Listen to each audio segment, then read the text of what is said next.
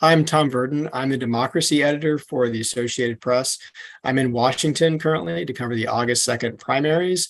One of the big races on the primaries today is an abortion question on the ballot in Kansas. Voters in Kansas today were voting on a question placed on the ballot by Republicans that would say, if it passed, that there was no constitutional right to an abortion in the state.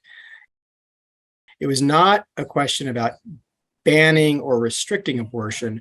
It was a question that would just say whether there was a right to an abortion in the state constitution. If the amendment had passed, then Republicans could have either restricted or banned abortion. They did not say that in the run-up to the election, hoping to get more people to vote for the amendment. But that's what Democrats and abortion rights supporters said would happen. This was a big surprise. It was essentially a vote heard around the country.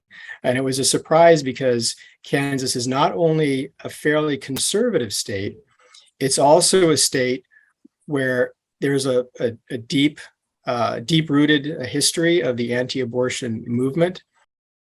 This was an election held during an August primary. Traditionally in Kansas, Republicans vote at twice the level in August primaries as Democrats. So putting a question like this on an August ballot rather than a November ballot would seem to favor Republicans and anti-abortion activists. But that's not the way it turned out. Turnout was extremely heavy throughout the state, and the ballot measure lost resoundingly. This was the first time that voters across the country got to weigh in on the question of abortion since the Supreme Court overturned the constitutional right to abortion in the Dobbs decision in June. Since then, Republican legislatures have moved to restrict abortion. Democratic legislatures across the country have moved to try to preserve access to abortion. But in Kansas, this was the first time that voters got to weigh in and express their sentiment. So that's why this is a really big moment in the country and what it says about people's desire to protect abortion access.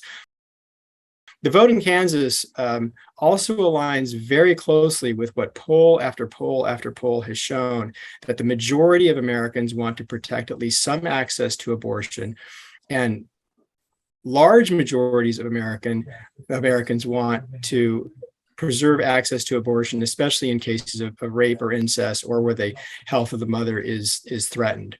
So the vote in Kansas aligns pretty clearly with the polls and what they have consistently shown. And this could be a real boon to Democrats in the midterms. They face a very difficult year for a lot of reasons, but this could be an issue that they can really grasp onto in the months ahead and drive their voters